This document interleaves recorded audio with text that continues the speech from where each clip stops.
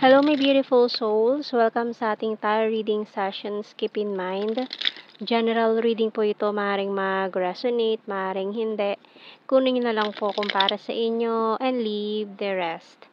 Maaaring mag-shift energies or magkabaliktad ang sitwasyon. Kaya kayo na pong bahala kung saan kayo nakalugar sa reading natin. So, let's see.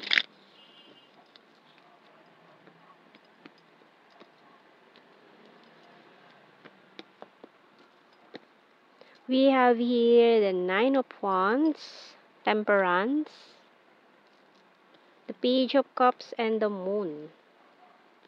King of Wands, Death card, the Fool, and Knight of Cups. Bottom card natin, Nine of Pentacles. Okay.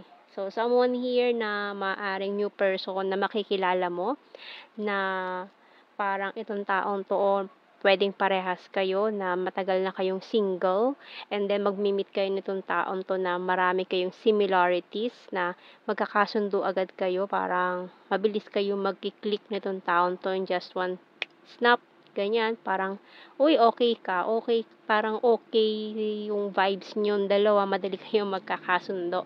Okay, so maaaring parehas kayo may mahabang pasensya, ganyan, and ayaw nyo kasi, no, pero sa pagdating sa relationship na hindi seryosohan, is parang doon kayo walang pasensya sa mga ganong bagay. Kasi ang gusto nyo, ang hinahanap nyo talaga is yung the one na pang lifetime na yung makakasama nyo na in this lifetime.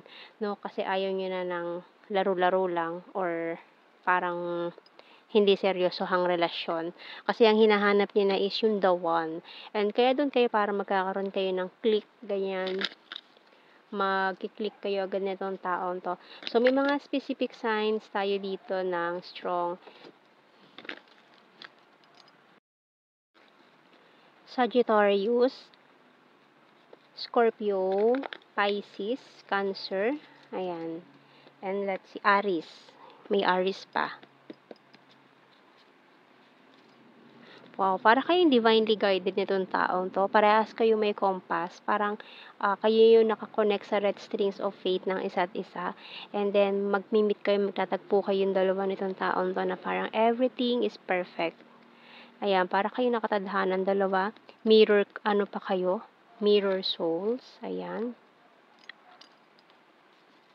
We have here the airplane. So, for some of you, long distance situation.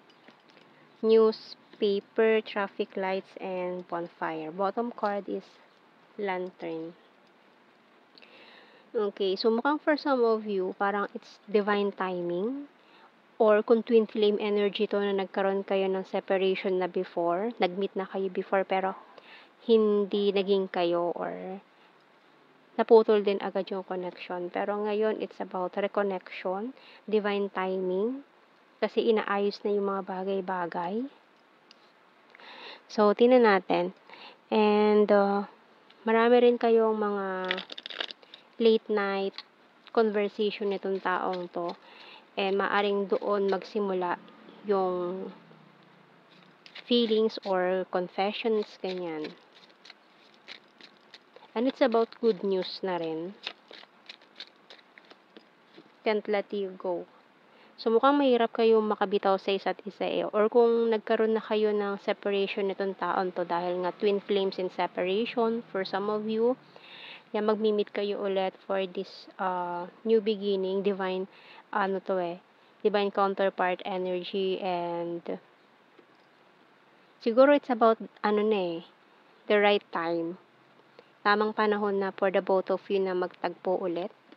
So, you're so sexy. I watch you from afar. This is not over yet.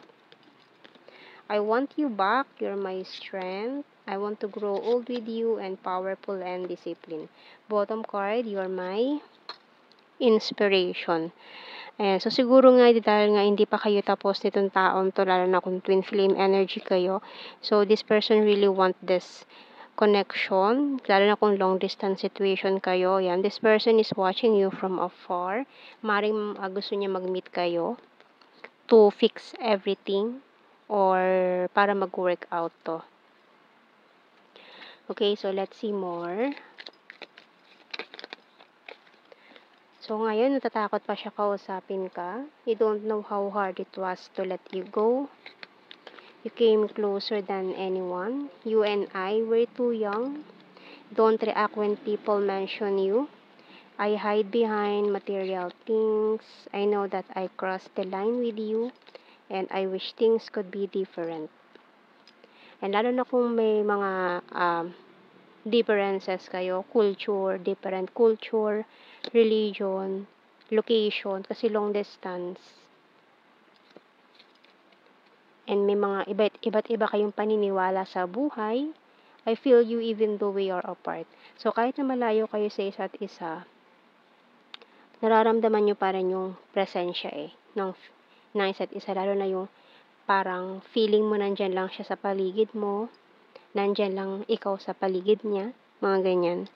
So, kuha tayo ng initials, maaaring initials ng pangalan nyo or anything na pwedeng mabuo na words na connected sa inyo na tong taong to.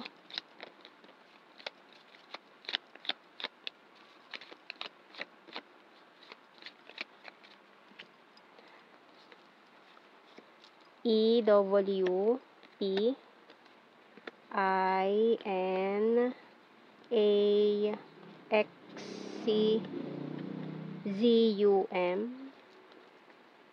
J. Bottom card natin dito, letter K. Ayan.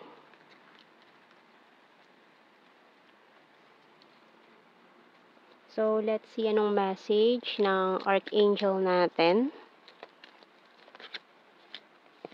Comfort. By Archangel Azrael, I'm with you in your time of need, helping your heart to heal. So, kung ano man yung nangyari sa inyong past, nag-heal na siguro kayo, lalo na medyo matagal na kayong no contact situation or matagal na kayong single. So, siguro after nyo nagkaroon ng separation nitong taong to before, tinagal-tagal na parehas kayong single. So, siguro kayo talaga yung nakatadhana para sa isa't isa na magtagpo ulit ngayon. Okay? So, tingnan natin. Kuha tayo ng blue card. Infatuation.